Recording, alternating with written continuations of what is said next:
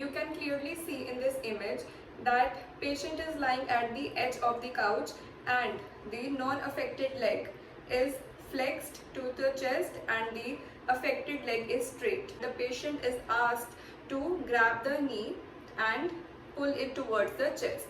Okay, they have to flex his hip and knees towards the chest, and we have to see and observe the leg and the hip on the opposite side.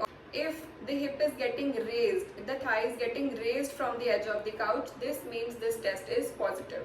Thomas test is positive and the hip flexors are tight. Okay, now comes the second test, which is the Ellis test. What is happening in the Ellis test? Let's have a look on the image first.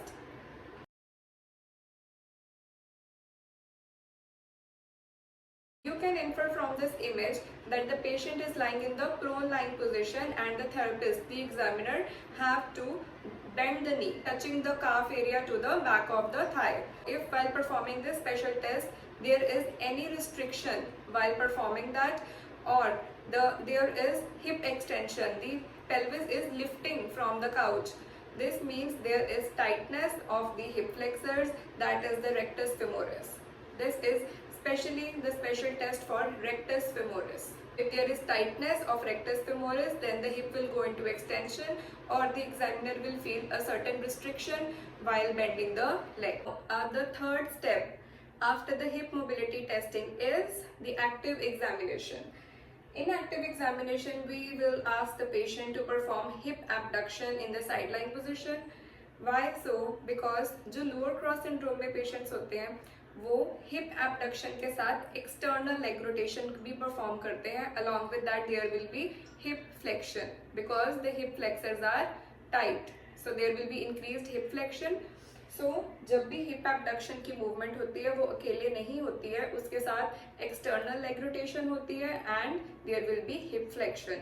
So we have to check that. Okay. And along with that, we will ask the patient to perform the trunk curl up. Okay, so here is the image for the trunk curl up.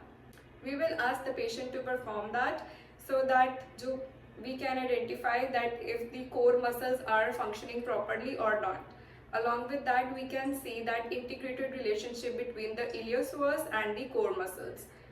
So this will help in examination of that. After the active examination comes the core stability test. Okay, because the core muscles, the deep abdominals, they are weak. So because of that, we have to check for the core stability. So the first